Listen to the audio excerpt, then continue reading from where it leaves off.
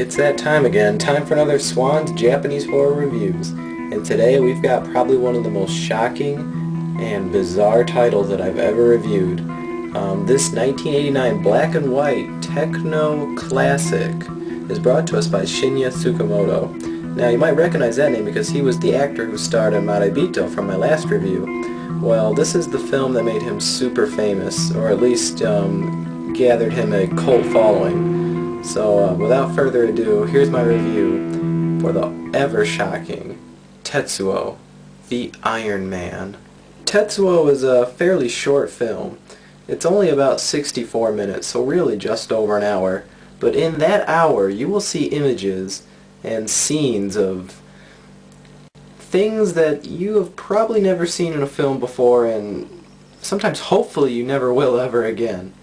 It starts off with a man who is inserting metal into his body, and it's pretty graphic from the first 5 minutes alone, and you know, if that's any indication of what's going to be going on later in the film, yeah, you might want to be careful. But eventually this guy who's putting metal in him gets run over by this other guy in his car, and then we switched, so we're following this other man, the guy who ran the other guy over. And basically, he's not having that good of a day. This weird robot girl has been following him, which leads up into a very shocking sexual encounter that's very graphic and not for the faint of heart. You know, he ran over the other guy with his car, and on top of it all, he's kind of turning into a robot. So, yeah, not the best of days by anyone's book. So, the story is incredibly odd.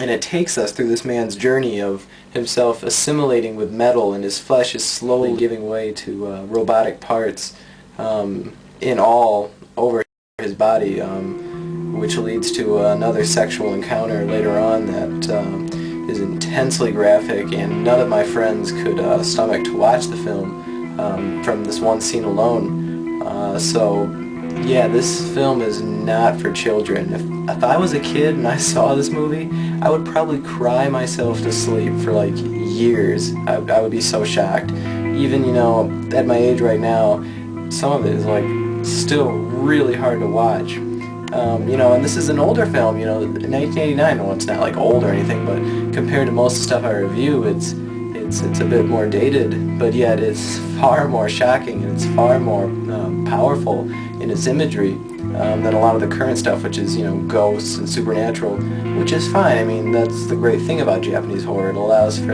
all these things to coexist. You know, you get different kinds of movies, and this is a different kind of movie. There are scenes of self-mutilation, scenes of intense violence, but there's also, I think, a fair amount of symbolism behind the scenes here.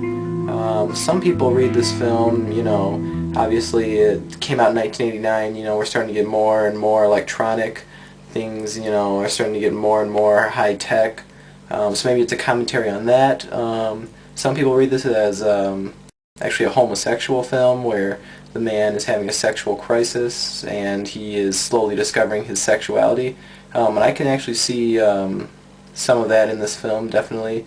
I think there's fair enough evidence to get that from the film. I don't know if that's what Tsukamoto intended. Whether he did or not, I mean, it's certainly, I think, a viable telling of the story. The way that Tetsuo, the Iron Man, is shot might turn off some people because there's a lot of like jumpy cameras and whatnot, and you know, fast motion, slow motion, stop animation. So it's really neat. There's a lot of like cool stuff that's happening. Sometimes it's pretty 80s, like some of it looks like 80s music videos. There's a really industrial soundtrack, which is really good. I love the soundtrack to this movie. There's not much dialogue. There's, you know, some lines here and there, but most of it's like grunting and yelling and laughing and crying. It takes, you know, a certain kind of stomach to get through one of these movies, and an open mind as well. So, this is not your traditional J-horror. If you put this on the shelf next to like The Ring, these movies are so far apart, you know, it's even worse than apples and oranges. It's out of this world, to be honest. So this is a hard movie to recommend to people, but I think that if you sit down and give it a chance and you have a really open mind and you're okay with intense amounts of sexuality and taboo sexuality, and I think, you know, you might find something interesting in this film. The DVD comes to us from Tartan Asia Extreme, and while it's a standard, you know, release basically, it's got production notes and some trailers for Tartan Asia Extreme releases. There's also some scenes from other Shinya Tsukamoto films, which is probably the highlight of the extra features on the DVD. If I had to give it a score, I would probably give it 8 out of 10, to be honest. I think it's a really unique film, very well made. Perhaps some parts might be a little over the top, and maybe some parts actually a little slow in places, so the pacing might be a little odd in the 60 minutes or so. But overall, it's a very nice film. And I'd give the DVD yeah, 6 out of 10. Tetsuo the Iron Man. It's certainly a hard movie to sum up in, you know, the span of just a few minutes. But I hope, you know, by hearing what I have to say and by looking at some of the pictures, you know, maybe you'll give this one a try if you happen to feel the urge to give it a try. This is the kind of movie that you should watch, you know, in the dead of night, like 2 in the morning or something, have all the lights off and just be alone. Because odds are no one's going to want to watch this movie with you. I've tried. So, yeah, excellent film, excellent makeup and special effects, you know, very thought-provoking, very shocking. So yeah, this is definitely one for the record books, and wow, it's a weird one. So anyways, as always, I'm Swan. This has been a horror review, and we'll see you next time.